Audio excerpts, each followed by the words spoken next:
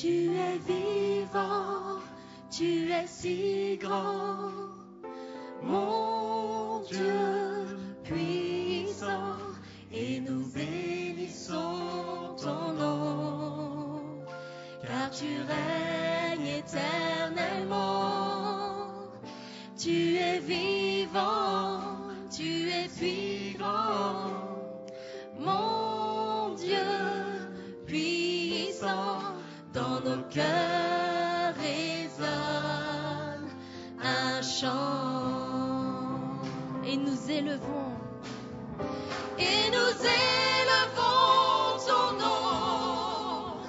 Tu prends soin de nous si tendrement, et nous glorifions ton nom. De nos cœurs jaillissent des mots d'amour pour t'honorer, te louer et t'adorer.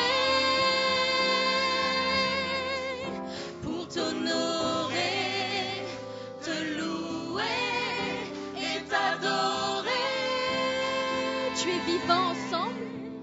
Tu es vivant, tu es si grand, mon Dieu puissant, et nous bénissons ton nom, car tu règnes éternellement.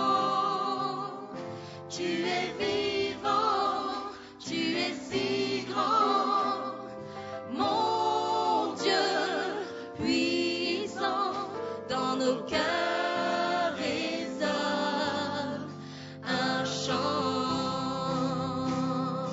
Et nous bénissons. Et nous élevons ton nom. Tu prends soin de nous si tendrement, et nous glorifions ton nom. De nos cœurs jaillissent des mots d'amour pour t'honorer, te louer et t'adorer. Pour t'honorer, te louer et t'adorer. Et nous élevons ton nom. Et nous élevons ton nom. Tu prends soin de nous si tendrement, et nous glorifions ton nom. De nos cœurs jaillissent des mots d'amour pour t'honorer, te louer et t'adorer. Pour t'honorer, te louer et t'adorer. Tu es vivant. Tu es vivant, tu es si grand, mon Dieu puissant. Reçois, Seigneur, nos cœurs, nos vies en ton honneur. Reçois, Seigneur, nos cœurs, nos vies en ton honneur. Reçois, Seigneur, nos cœurs. Reçois, Seigneur, nos cœurs, nos vies en ton honneur. Reçois, Seigneur, nos cœurs, nos vies en ton honneur.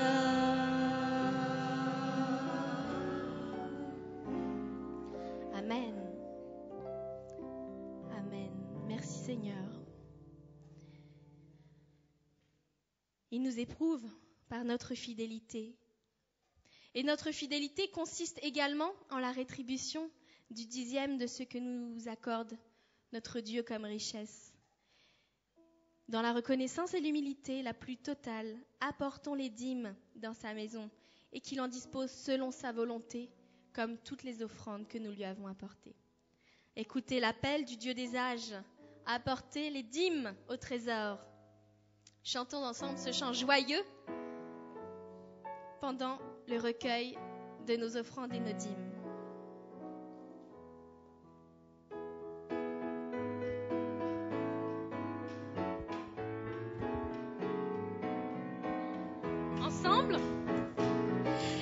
Écoutez l'appel du Dieu des âges, apportez les dîmes au trésor. Toujours mettez les remparts et confiez-vous dans la promesse bénie. Apportez les dîmes dans ma maison. Éprouvez-moi, dit le Seigneur, et j'ouvrirai des cieux les écluses, versant les bénédictions sans mesure. Voulez-vous connaître la puissance de l'Esprit? Apportez les dîmes au trésor. Vivez d'heure en heure dans sa communion, tandis qu'il fait la promesse. Apportez les dîmes dans ma maison. Éprouvez-moi, dit le Seigneur, et j'ouvrirai des cieux les écluses, versant les bénédictions sans mesure. C'est un accord entre vous et le Seigneur. Apportez les dîmes au trésor, dans les conditions de sa promesse. Vous aurez des bénédictions. Apportez les dîmes dans ma maison. Éprouvez-moi, dit le Seigneur, et j'ouvrirai des cieux les écluses, versant les bénédictions. Élevez vos cœurs et proclamez le roi. Apportez les dîmes au trésor. Oh, faites retentir vos louanges, croyant à sa promesse bénie. Apportez les dîmes dans ma maison. Éprouvez-moi, dit le Seigneur, et j'ouvrirai des cieux les écluses, versant les bénédictions. Apportez les dîmes. Apportez les dîmes dans ma maison. Éprouvez-moi, dit le Seigneur, et j'ouvrirai des cieux les écluses, versant les bénédictions sans mesure. Amen. Je vous invite à vous tenir debout pour la lecture de la parole.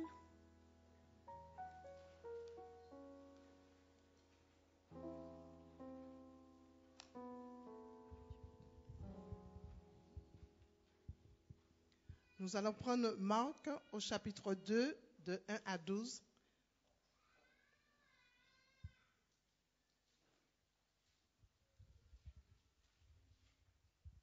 Je lirai dans la version français courant. Quelques jours plus tard, Jésus revint à Capernaum et l'on apprit qu'il était à la maison. Une foule de gens s'assembla, si bien qu'il ne restait plus de place, pas même dehors devant la porte. Jésus leur donnait son enseignement. Quelques hommes arrivèrent, lui amenant un paralysé porté par 4 d'entre eux. Mais ils ne pouvaient pas le présenter à Jésus à cause de la foule. Ils ouvrirent alors le toit au-dessus de l'endroit où était Jésus. Par le trou qu'ils avaient fait, ils descendirent le paralysé étendu sur sa natte. Quand Jésus vit la foi de ces hommes, il dit au paralysé, « Mon fils, tes péchés sont pardonnés. » Quelques maîtres de la loi qui étaient assis là pensaient en eux-mêmes, « Pourquoi cet homme parle-t-il ainsi? Il fait insulte à Dieu. Qui peut pardonner les péchés? Dieu seul le peut. » Mais Jésus devina aussitôt ce qu'ils pensaient et leur dit, « Pourquoi avez-vous de telles pensées? Est-il plus facile de dire au paralysé, tes péchés sont pardonnés, ou de dire, lève-toi, prends ta natte et marche. Mais je veux que vous le sachiez, le Fils de l'homme a le pouvoir sur la terre de pardonner les péchés. Alors il adressa ces mots au paralysé. Je te le dis, lève-toi, prends ta natte et rentre chez toi. Aussitôt, tandis que tout le monde se le regardait, l'homme se leva, prit sa natte et partit. Ils furent tous frappés d'étonnement. Ils louaient Dieu et disaient, nous n'avons jamais rien vu de pareil. Veuillez vous asseoir.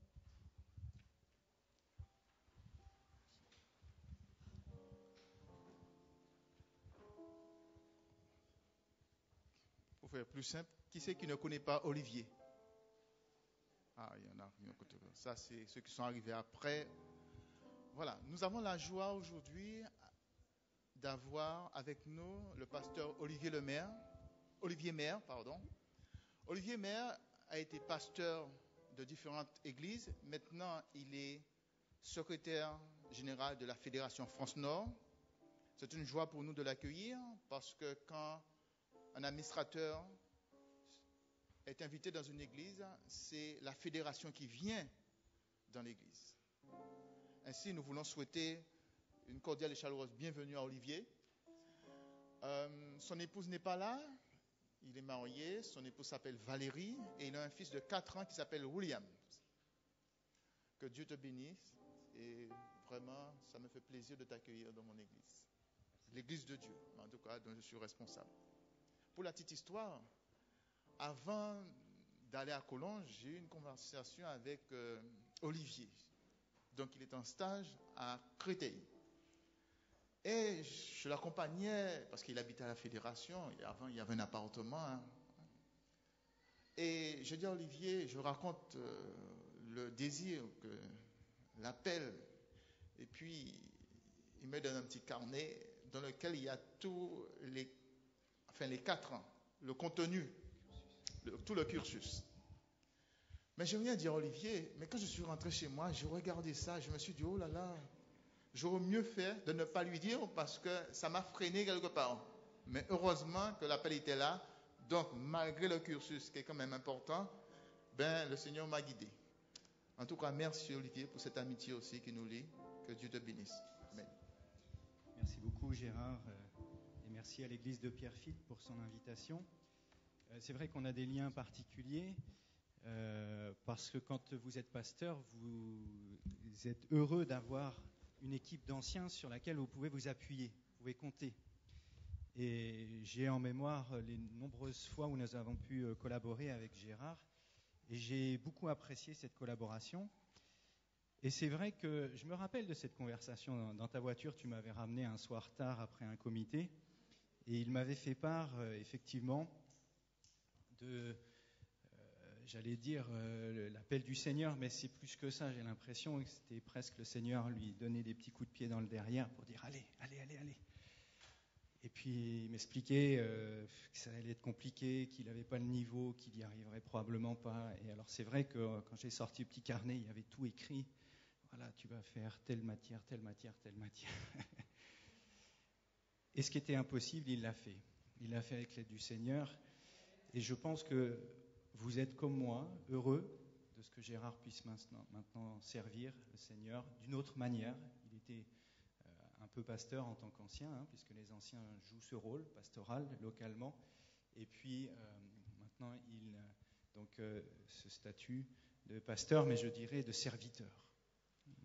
Le serviteur. Et je me présente aussi comme le serviteur, pas seulement comme celui qui vient au nom de la fédération, mais comme le serviteur.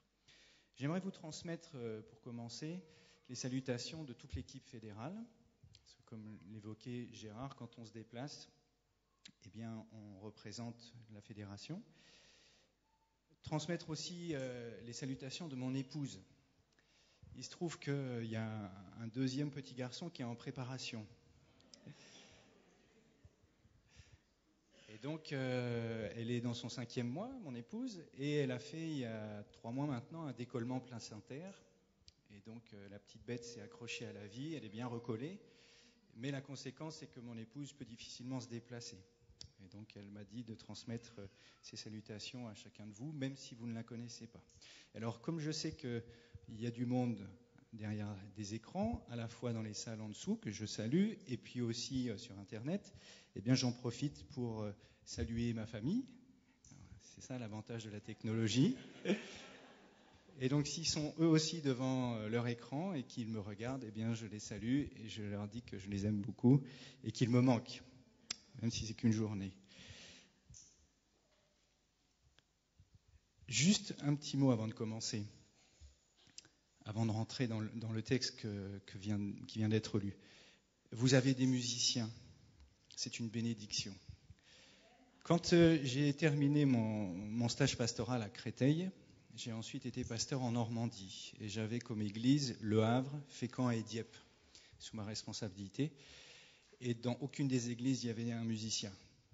Alors j'ai ressorti ma guitare, mais c'est quand même un petit peu bizarre de faire comme si on était en camp JA, alors qu'on est en train d'offrir un culte à Dieu, même si c'est mieux que rien. Et alors là, il y a des chanteurs, il y a des musiciens, et c'est toujours une bénédiction. Et on leur dit jamais merci.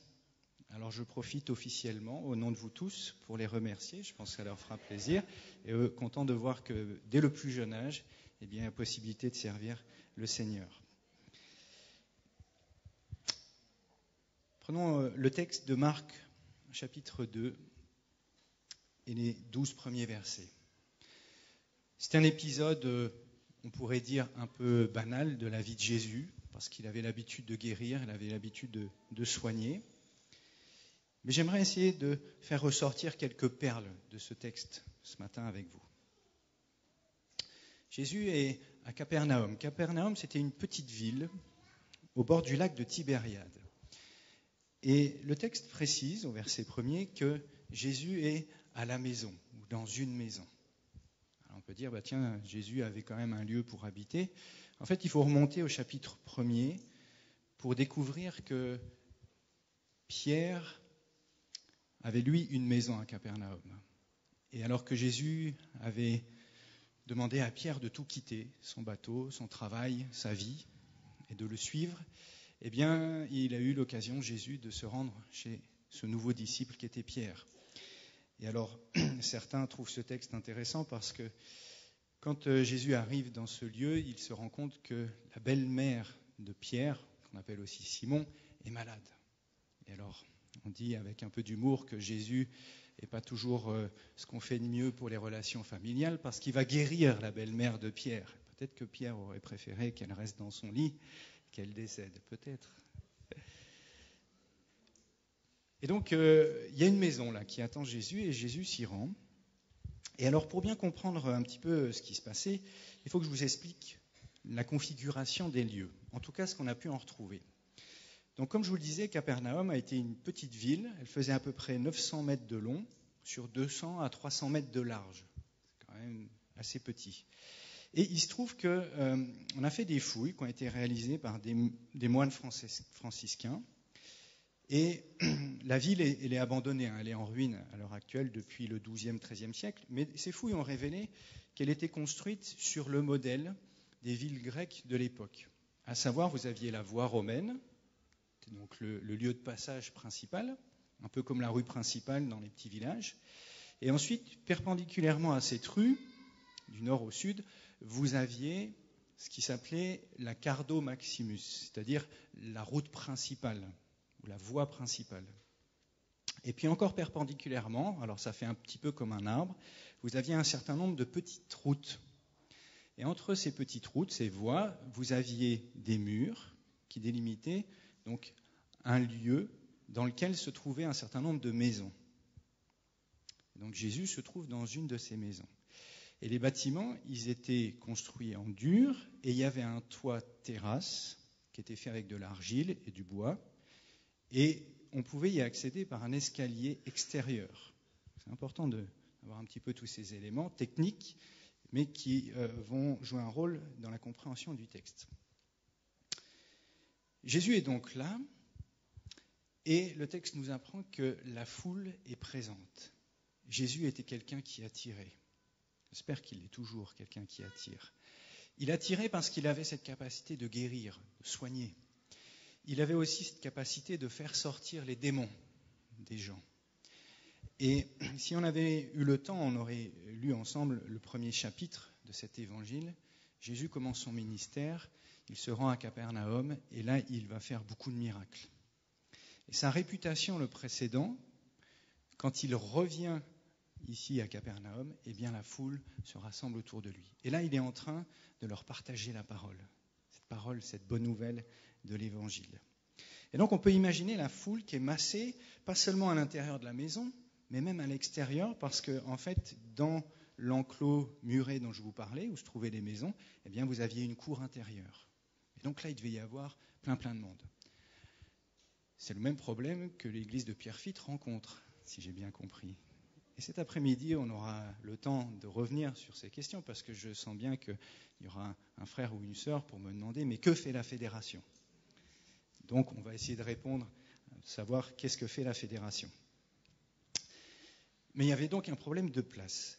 Et Jésus se retrouve là, en train d'enseigner, en train de partager la bonne nouvelle, et il y a 5 personnes qui voudraient être là, dont un en particulier, une personne paralysée. Comme quoi, on n'a pas inventé les paralysés. Et nous avons, Fédération, aussi le même problème avec les personnes qu'on appelle maintenant, pour parler politiquement correct, les personnes à mobilité réduite, les PMR. Et donc ces personnes, elles sont censées pouvoir, par exemple, venir ici dans cette salle de culte qui se trouve au premier étage. Alors, je n'ai pas visité tous les lieux. J'étais venu il y a très longtemps, oui, ça doit faire une 20aine d'années, à l'occasion d'un mariage. Mais donc, je n'ai pas eu l'occasion de visiter les locaux et je reviens avec plaisir parmi vous ce matin. Je ne pense pas qu'il y ait un ascenseur, par exemple. Donc voilà, et il va falloir travailler à toutes ces questions. Alors, il y a cette personne, ce paralysé, dans d'autres traductions, il est dit le paralytique, et il a besoin de rencontrer Jésus. Et ce besoin de rencontrer Jésus est tellement fort, tellement profond, tellement extraordinaire, je trouve, qu'il va s'arranger avec des amis pour pouvoir rencontrer le Christ. C'est des super amis, parce qu'ils portent à 4 un brancard, un lit, une natte, avec un monsieur dessus, on ne sait pas combien il pèse, et ils vont donc contourner la foule dans la cour intérieure dont je parlais tout à l'heure. Ils vont monter par l'escalier qui permet d'accéder au toit. Et là, ils ont quand même une idée un peu saugrenue. Imaginez que ce matin, on commence à avoir un trou se former au-dessus de nos têtes. Ça fera un petit peu bizarre. Et ce n'est pas seulement un trou qui se forme, de la poussière qui tombe, de la terre qui tombe sur les gens qui sont là. Et alors Jésus, il est en train de faire son discours, il parle de la bonne nouvelle qu'il partage, et d'un coup, qu'est-ce qui se passe ? Il pleut de la poussière, peut-être des bouts de branches aussi, puisque je vous ai dit que la toiture était faite avec du bois également. Et de ce trou qui vient d'être formé, qui est apparu dans le plafond, eh bien, nos 4 amis vont descendre le paralysé. Ça paraît un peu complètement fou, cette histoire. Alors, il y a un certain nombre d'enseignements, me semble-t-il, dans l'attitude des porteurs du paralytique, qui est, à mon avis, exemplaire pour nous à bien des égards. D'abord, l'importance du contact direct avec Jésus. Mes frères et sœurs, chers amis, le fait de venir ici le sabbat matin n'est pas être en contact avec Jésus. Si l'Église est un club, ce qu'elle n'est pas, bibliquement, eh bien ça ne sert à rien. Non pas que ça sert, mais c'est inutile. Vous n'aurez pas rencontré Jésus, personnellement, individuellement. Alors, c'est un peu bizarre parce qu'on parle de l'Église, on dit que c'est collectif, et puis là, d'un coup, je dis que le salut ou la rencontre avec Jésus, c'est individuel. Mais c'est le cas. Et ce n'est pas parce que vous avez des parents ou des grands-parents qui sont chrétiens que vous-même vous l'êtes. Rencontrer Jésus-Christ. Et parfois, rencontrer Jésus-Christ, eh bien, c'est un parcours du combattant. Le paralysé aurait pu laisser tomber et dire « Bon, les gars, il y a trop de monde, allez, on rentre, c'est bon, on abandonne, ramenez-moi chez moi, vous me portez. Il y avait de quoi dire que ce n'était pas possible. Et pourtant, devant ces obstacles, ils vont chercher par tous les moyens à rencontrer Jésus. Et je nous interroge, et je m'inclus, est-ce que je cherche par tous les moyens à rencontrer Jésus ? Je n'ai pas de réponse à entendre, c'est vous avec le Seigneur, mais est-ce que je cherche par tous les moyens à être en contact avec lui, à le rencontrer, à passer du temps par la prière ? Alors bien sûr, le contact, il a changé. Il y a 2000 ans, il pouvait être physique. Aujourd'hui, il est spirituel, il est différent, mais par la foi, il y a cette possibilité.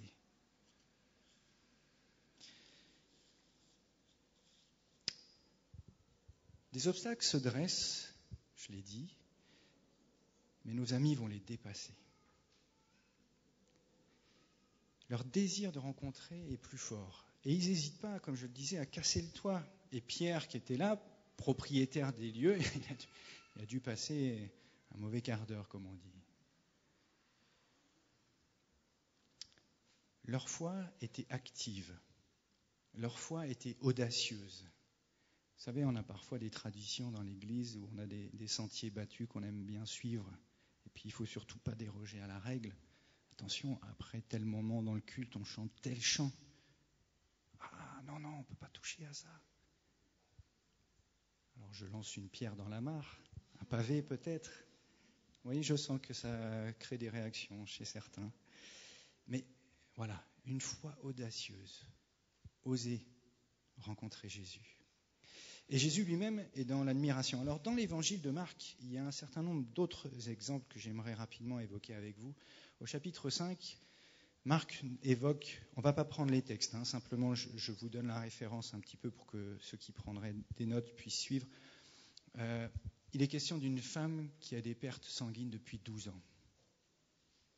Une vie asociale pendant 12 ans, parce qu'elle était impure à cause de ses pertes sanguines, en tout cas considérée comme telle.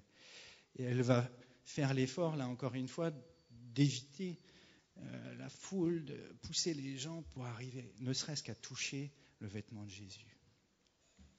Jairus, qui était un chef de synagogue, un des chefs de la synagogue, qui vient parce que sa fille est en train de mourir. Il y a un dialogue intéressant parce que au moment où il est en contact avec le Christ, il y a un de ses serviteurs qui vient et qui lui dit « C'est pas la peine, abandonne tout, ta fille vient de mourir. » Alors si la mort, c'est pas le meilleur des obstacles, je ne sais pas ce qu'il faut. Et pourtant, notre homme va continuer. Jésus lui dit « Sois sans crainte, crois seulement, et sa fille va se relever. » Dans Marc au chapitre 9, on apporte un fils, un enfant, et puis des petits aux disciples de Jésus. C'est son papa qui vient. Et les disciples vont prier, et ils ne vont pas réussir à guérir cet enfant. Et Jésus va intervenir. Alors c'était le premier obstacle, parce que vous venez en tant que papa voir celui qui va pouvoir guérir votre enfant. Et puis les disciples disent, non, désolé, on n'a rien pu faire. Il y avait de quoi être découragé. Et pourtant notre homme va insister, il vient voir le maître, Jésus directement. Mais sa foi semble fragile. Il dit, si tu peux faire quelque chose, viens à notre aide. Et Jésus l'invite à aller plus loin. Si tu peux, tout est possible à celui qui croit. Tout est possible. Et il va faire ce pas de la confiance, cette étape, il va la franchir, mais il va quand même dire à Jésus, viens à mon aide à cause de mon peu de foi. Et son enfant va être sauvé. Comment est-ce que nous réagissons quand des obstacles se dressent devant nous ? Est-ce qu'on laisse tout tomber ? Est-ce qu'on considère que Dieu n'est pas là ? Avec Dieu, normalement, ça doit aller. La vie est belle, pas d'obstacles, un long fleuve tranquille. Et pourtant, il y en a des défis, il y en a des difficultés. Est-ce qu'on laisse tout tomber pour autant ? Ou est-ce qu'on s'accroche à Jésus un peu plus ? Alors, le troisième élément, me semble-t-il, intéressant à soulever dans l'attitude des porteurs et du paralysé, c'est qu'une fois qu'ils sont arrivés à Jésus, ils ne disent rien. Je ne sais pas si vous avez un peu bizarre. Vous auriez dit, Seigneur, excuse-nous, on dérange un peu tout le monde, pardon monsieur, dame, désolé, est-ce que tu peux guérir notre ami ? Ou le paralysé lui-même aurait pu dire, Seigneur, tu le peux, guéris-moi. Mais là, il n'y a pas un mot. Rien. Silence.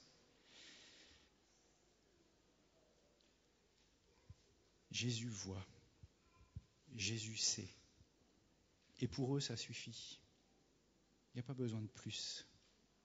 Ils ont confiance dans son amour. Il sait que Jésus ne peut pas être indifférent à ce que vit cet homme. Et il n'y avait probablement pas tous les systèmes qu'on connaît aujourd'hui, de sécurité sociale, médecins, infirmiers qui viennent chez vous, etc., assistants. Rien dit, parce qu'il connaissait déjà Jésus. Il savait que Jésus allait être attendri par la situation de cet homme. Quelle est notre dose de confiance dans l'amour de Jésus ? Est-ce qu'on le connaît suffisamment ? Est-ce qu'on ose être en silence devant Dieu ? Ça, c'est pas simple. Le culte, tout s'enchaîne. Quand il y a 10 secondes de blanc, là, on n'est pas bien, on est mal à l'aise. Être en silence devant le Seigneur, dans un tête-à-tête intime, profond. Tout abandonné entre les mains du Seigneur. Et alors, on voit que Jésus va répondre à cette prière active et silencieuse. Il se tourne vers le paralysé et va lui dire 2 mots. Mon enfant. Mon enfant. Alors, avant d'être papa, j'avais la théorie. J'aime beaucoup les enfants, j'ai fait beaucoup de camps en tant qu'animateur et directeur. Donc, j'avais la théorie un peu en pratique, mais j'avais que la théorie. Et puis quand on devient père, là on commence à voir ce que ça veut dire quand on dit mon enfant. Mon enfant, avec la tendresse, avec l'amour que ça peut signifier. Et dans la bouche de Jésus, elle est surprenante parce que Jésus est en train de se faire Dieu quand il dit mon enfant. Relisons le Notre Père. Si Dieu est le Père, nous sommes ses enfants. C'est Dieu. Jésus, à plusieurs reprises dans ce texte, on va le voir, dit qu'il est Dieu fait homme. En Jésus et par Jésus, le Père lui-même va s'adresser aux hommes, aux femmes, et les appeler ses enfants. Et alors là, il y a une surprise qui nous attend. C'est qu'on aurait imaginé que Jésus lui dise « Lève-toi, prends ton lit et marche ». Il lui dit « Tes péchés sont pardonnés ». Étrange, n'est-ce pas ? Tes péchés sont pardonnés. Tout le monde veut ou souhaite une guérison physique et Jésus propose d'apporter une solution d'un ordre tout autre, mais en lien. C'est la guérison ou la réconciliation avec Dieu, spirituelle, la relation, l'amour avec le divin, avec notre Seigneur. Là encore une fois, Jésus se fait Dieu, parce qu'il n'y a que Dieu qui peut pardonner. Mais il était Dieu fait homme. Alors ça nous dépasse un petit peu, on a du mal à comprendre comment Dieu a pu accepter de venir sur cette terre et s'est fait homme, simple homme. Mais heureusement qu'on ne comprend pas bien, parce que sinon ça voudrait dire qu'on est capable d'expliquer Dieu. On n'est pas capable de l'expliquer Dieu. Et alors il y a la réaction des spécialistes, des maîtres de la loi. Dans d'autres traductions, il est question des scribes. Les scribes, c'était un petit peu les photocopieuses de notre époque. Parce qu'on n'avait pas, c'est pratique, on imprime, on photocopie, c'est sympa, mais à l'époque, il fallait tout copier à la main. C'était un travail extraordinaire, fastidieux, difficile. Il fallait un sérieux. Ils avaient des méthodes, des règles pour vérifier qu'il n'y avait pas une lettre sur une ligne qui avait été oubliée, etc. Et ce faisant, ces gens-là étaient des spécialistes. Et tous spécialistes qu'ils étaient, ils n'avaient pas bien compris. Et Jésus, une deuxième fois dans ce passage, une troisième fois, nous montre qu'il est capable de faire des choses extraordinaires, qu'il n'est pas un simple homme, parce qu'il sait lire dans les pensées. Il sait voir ce qu'il y a dans les cœurs.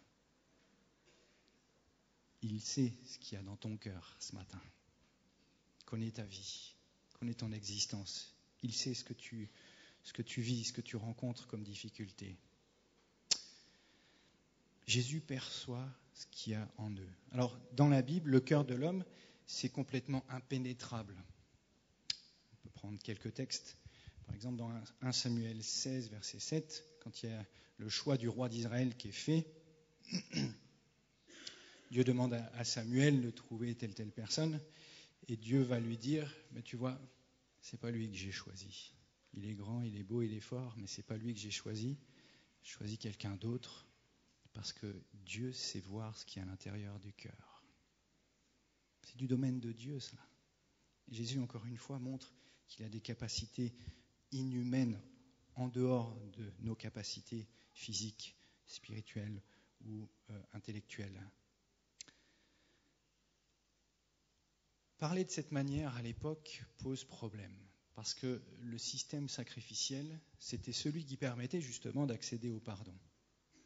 Quand vous aviez commis une faute, un péché, vous veniez avec un animal pour le sacrifier, imposer vos mains sur la tête de l'animal, etc.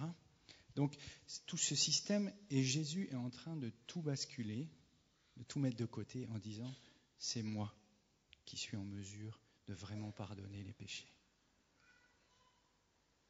Il est le seul médiateur entre les êtres humains et Dieu. Jésus-Christ, homme. Et c'est ce Jésus que nous sommes venus célébrer ce matin. Et c'est lui qui permet d'accéder à Dieu. Alors, les scribes, eux, quand ils entendent ça, ils ont les oreilles qui sifflent, les poils qui se dressent. C'est pas possible. Il n'y a que Dieu qui peut pardonner les péchés. Et alors, Jésus va leur venir en aide. Je ne sais pas comment vous lisez ce texte. Quand Jésus leur pose la question, verset 8, « Pourquoi faites-vous de tels raisonnements dans vos cœurs ? Qu'est-ce qui est plus facile de dire aux paralysés ou paralytiques, tes péchés sont pardonnés, ou de dire, lève-toi, prends ton lit et marche ?» C'est pas évident parce que Marc, il donne pas beaucoup d'éléments sur les émotions qui ressortent, sur les attitudes. Et donc on a du mal de savoir, quand Jésus dit ces mots, de la manière dont il les dit.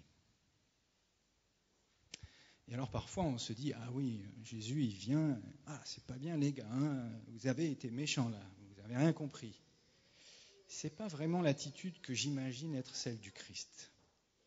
Parfois on dit, oui, les scribes ils n'ont rien compris, les pharisiens ils n'ont rien compris. Est-ce qu'on ne pourrait pas voir l'amour de Jésus dans ces mots qui s'expriment ? Les amis, vous n'avez pas saisi un certain nombre de choses. Vous qui êtes les spécialistes de la religion, laissez-moi vous aider. Laissez-moi vous apporter ce qui vous fait défaut, ce qui vous manque. Il me semble que c'est cette attitude que Jésus va prendre. Et il va poser une question qui est bouleversante.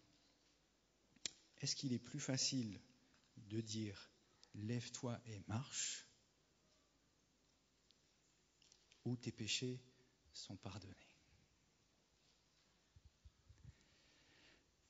En tant qu'ancien, en tant que pasteur, en tant que responsable d'église, en tant que membre, quand vous donnez des études bibliques, c'est plus facile de dire à quelqu'un que vous avez en face qui est intéressé « Ah oui, tes péchés sont pardonnés » que de la faire se lever si elle était dans un fauteuil roulant et que ça fait des années qu'elle ne marche plus. Et pourtant, ce qui est essentiel, ce qui rend Dieu passionné, c'est la rencontre avec nous. Et pour pouvoir rencontrer Dieu, il y a nécessité de pardon. Et c'est ce que Jésus a accepté de mettre en place pour nous, pour chacun. Il était Dieu, il est venu habiter sur notre terre. Simple homme, sans lieu d'habitation. Là, il était chez Pierre, mais il dira à un autre moment, le Fils de l'homme n'a même pas un endroit pour habiter. Et non seulement cela, alors qu'il est le roi des rois, le Seigneur des seigneurs, il accepte d'être renié, trahi par ses meilleurs amis, ses disciples. Il accepte d'être fouetté, d'être maltraité, d'être jugé avec un procès truqué, même pas bien organisé, parce que les faux témoins n'arrivent pas à se mettre d'accord sur ce qu'ils doivent dire. Il accepte de porter sa croix. Il accepte d'être cloué sur ce bois. Pour toi, pour moi. C'est ça l'amour de Jésus pour nous. Et alors que pratiquement tous les gens qui sont là se disent c'est bien fait pour lui, il a que ce qu'il mérite. Lui, il prie son Père et il dit pardonne-leur, car ils ne savent pas ce qu'ils font.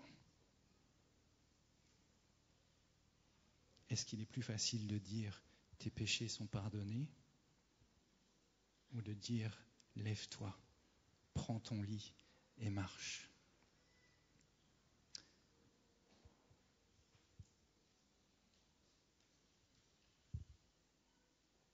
Ce verbe lève-toi prend tout son sens parce qu'en grec, c'est le mot. Alors désolé, peut-être que tu pensais avoir fini avec le grec. J'en fais un tout petit peu ce matin, juste ce mot.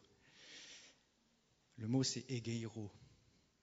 Ça veut dire ressusciter. C'est le même mot que Marc va utiliser pour parler de Jésus qui est revenu de la mort à la vie. Lève-toi. Egeiro. Alors, egeiro c'est l'infinitif, egeire c'est l'impératif. Lève-toi. Ressuscite quelque part, lui dit Jésus. Alors c'est intéressant parce que ça n'apparaît pas très bien en français. Et en même temps que Jésus est en train de dire à notre homme, tu es guéri physiquement, parce que Jésus utilise ce mot, lève-toi, qui veut dire ressuscite, il est en train de rétablir sa relation avec Dieu. En même temps qu'il le guérit physiquement, il lui pardonne ses péchés. C'est ça, le Seigneur. Son amour, son attitude. Et c'est une vie nouvelle que Jésus propose à notre homme. Et nous. Et nous. En tant qu'Église, notre mission, c'est d'être des porteurs de personnes paralysées. Parce que nous sommes tous des paralysés. Alors, certains marchent un petit peu, certains courent même, mais à cause du péché, nous sommes tous paralysés. Tous, on a des choses qui ne fonctionnent pas bien en nous. Parfois, physiquement, ça va, mais à l'intérieur, spirituellement. Et l'objectif de l'Église, c'est d'aider, comme les porteurs, les amis porteurs de cet homme, d'aider ceux qui sont sous l'emprise du péché, paralysés, à sortir de leur misère, de leur vie asociale, de leurs difficultés, et venir à Jésus, celui qui seul a la solution à tout cela. Les aider à rencontrer le Christ, celui qui est le seul capable de les ressusciter, de leur dire « Lève-toi, prends ton lit et marche ». Ça, c'est la mission de l'Église. Une sorte d'hôpital qui va favoriser le fait d'être soigné par Jésus. Il me semble que notre mission, c'est aussi d'aider les autres à surmonter leurs obstacles. La fraternité, le soutien mutuel. Et dans le monde dans lequel nous nous trouvons, où chacun vit son petit bout de chemin, eh bien, il me semble que l'Église a son mot à dire. D'ailleurs, à tel point qu'il y a même, je ne sais pas si vous savez, des églises d'athées. Alors ça fait bizarre, ça s'appelle Sunday Assembly.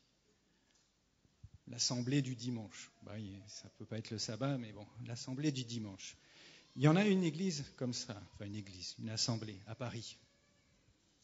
Il y a 150 personnes qui fréquentent ces lieux, ce sont tous des athées. Personnes qui ne veulent pas savoir ce qu'il en est avec Jésus, Dieu, la religion, tout ça à poubelle, ça ne nous intéresse pas.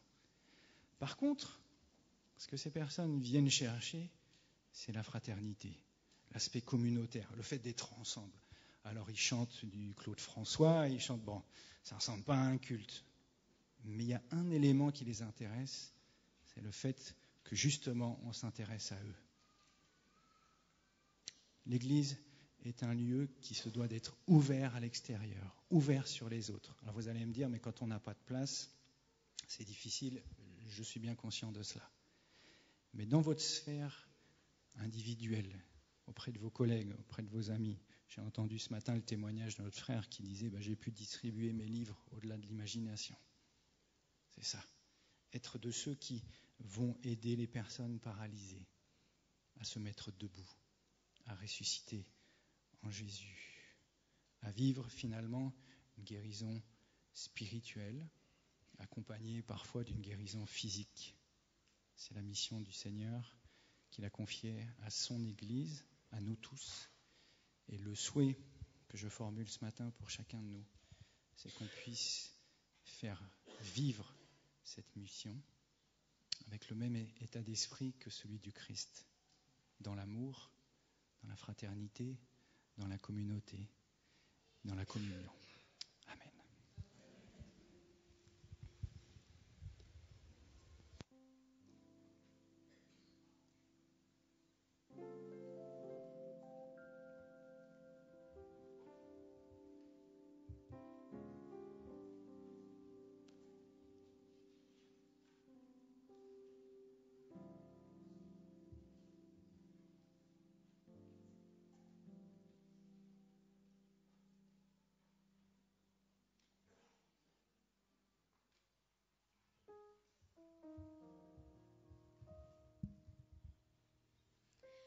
Être en contact direct avec Jésus, persévérer par tous les moyens. Tout est possible à celui qui croit et nous l'avons vu par ce texte. Cherchons-le, débusquons-le. Des textes les plus difficiles, c'est toi Jésus que recherche mon âme. Chantons ensemble ce chant et nous prendrons les strophes 1, 3 et 5.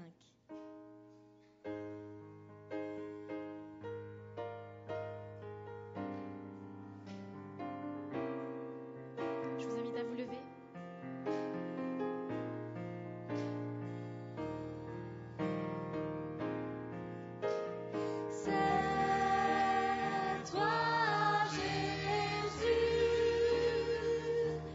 Que recherche mon âme.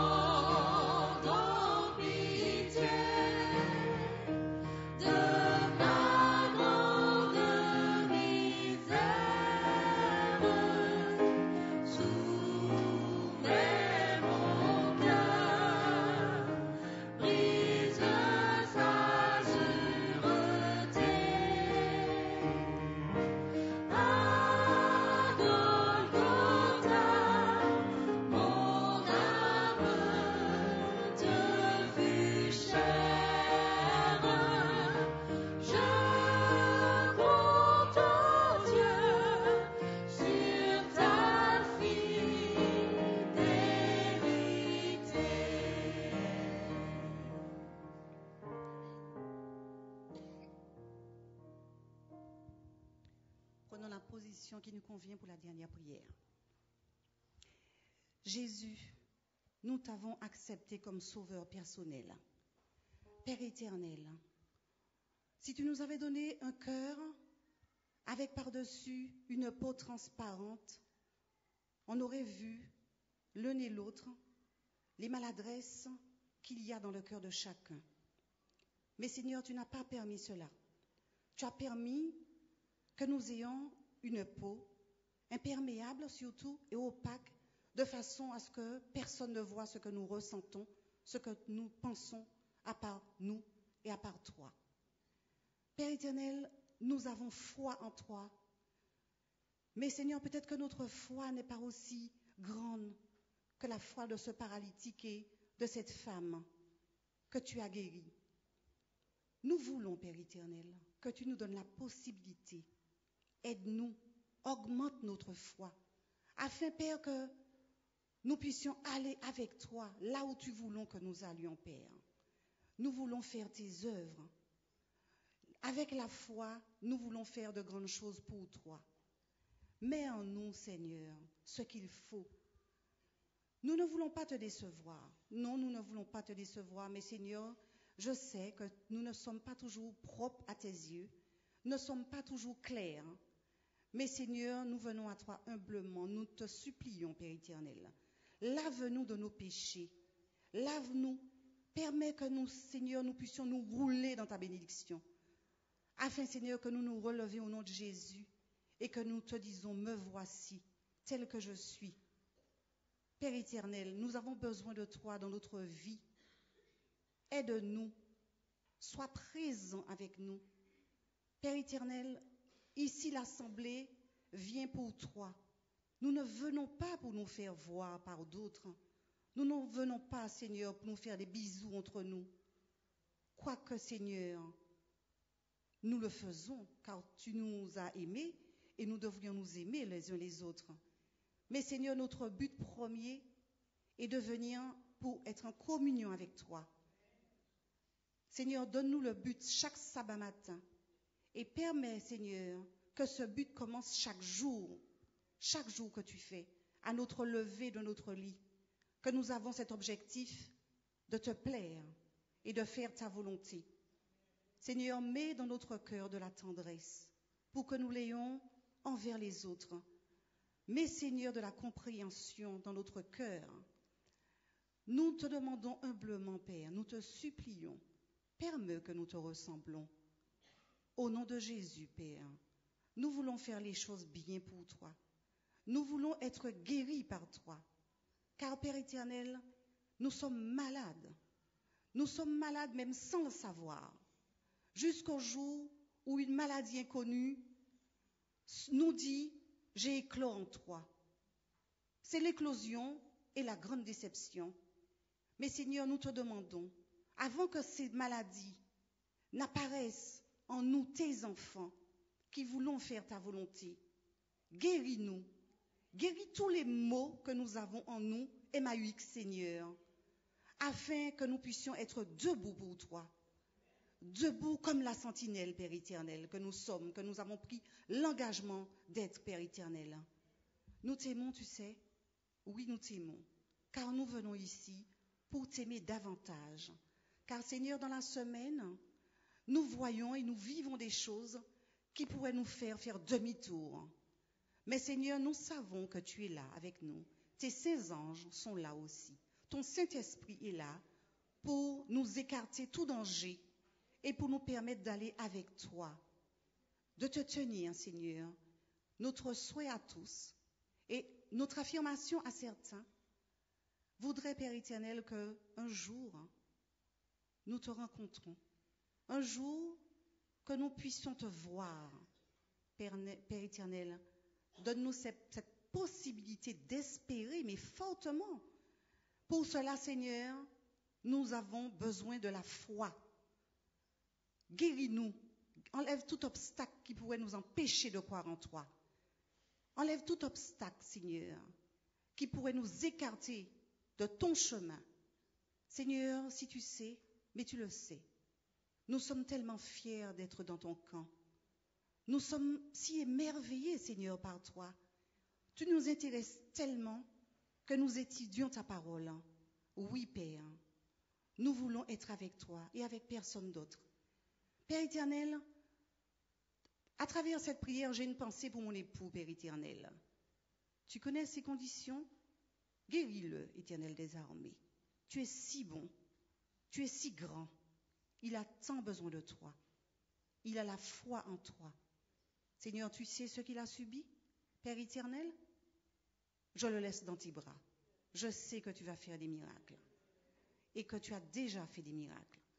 Éternel des armées, tu sais, j'ai des soupirs, mais mes soupirs sont tellement lourds, car dans ces soupirs, il y a tellement de choses, tellement de mots, que même moi, je ne les comprends pas. Et je ne peux plus porter ces soupirs. Père, je pense que je ne suis pas seule dans cette situation. Donc nous expirons. Nous te disons, Père éternel, nous expirons tous ces mots qui sont trop lourds pour nous à porter. Et nous ne connaissons même pas la définition. Père éternel, tu sais ce que nous avons dans notre cœur, tu sais ce que nous ressentons. Nous réclamons ta présence en te demandant, Seigneur, de nous guérir, d'augmenter notre foi, Éternel des armées, de permettre que nous te suivons pas à pas et que nous fassions ta volonté. Père éternel, est-ce que je dois me mettre en colère contre toi? Mais non. Mais Seigneur, des fois, je te parle tellement gentiment, mais j'ai l'impression que tu n'entends pas. Mais je ne peux pas non plus me permettre de te parler trop fort. Mais en même temps, Seigneur, j'ai envie de te dire les choses. Donc, glorifie-nous, Éternel des armées. Mais Seigneur, c'est toi qui mérites toute gloire, Seigneur, toute louange, Père éternel. Tu mérites tant de choses que nous sommes incapables de te donner, mais nous voulons quand même faire l'effort de te le donner. Car Seigneur, nous ne sommes rien. Tu es tout. Nous n'avons pas de mérite face à toi, Père. Nous venons à toi comme tels que nous sommes. Mais nous te prions, Père éternel, au nom de Jésus, qui a versé son sang sur la croix et que nous avons accepté comme sauveur personnel. Amen, Éternel des armées, Amen. Seigneur, dirige et sanctifie.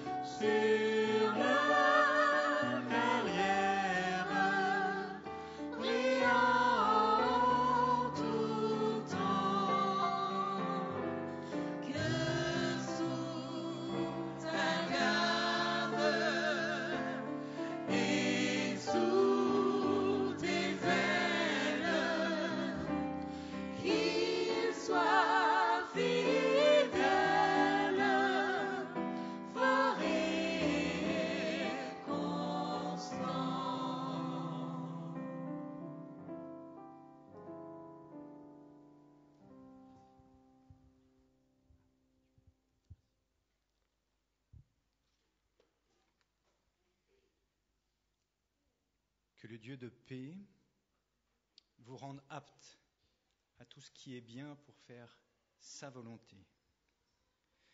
Qu'il fasse en nous ce qui lui est agréable par Jésus-Christ, à qui soit au siècle des siècles la gloire. Amen.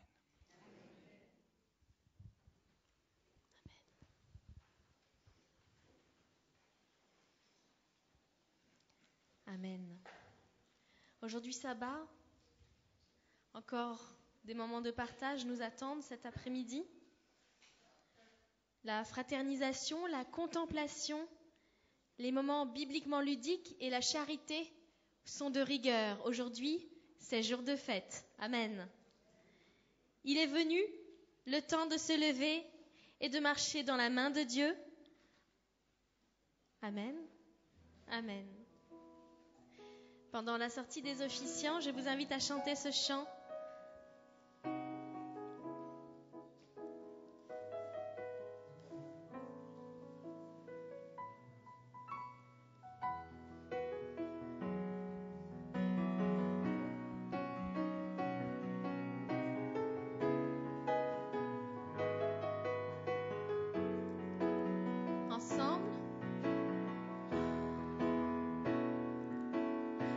Venu le temps de se lever, de ne plus remettre à demain.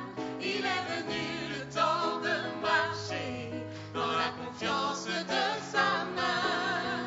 Il est venu le temps de se donner, assuré dans ses bras. Malgré mes doutes, Seigneur, je suis là. Pourquoi attendre?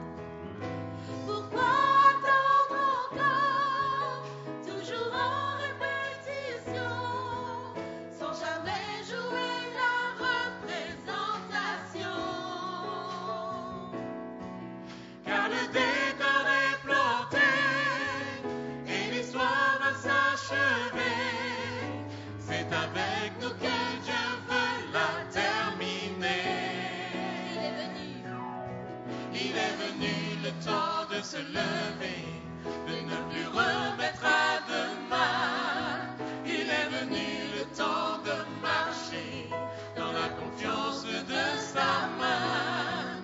Il est venu le temps de se donner, assuré dans ses bras. Malgré mes doutes, Seigneur, je suis là.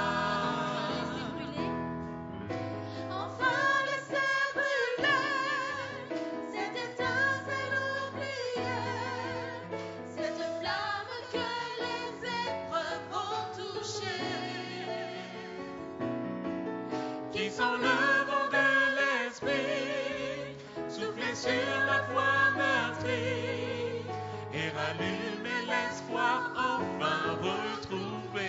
Ne plus remettre à demain. Il est venu le temps de se lever et de plus remettre à demain. Il est venu le temps de marcher dans la confiance de sa main. Il est venu le temps de se donner, assuré dans ses bras.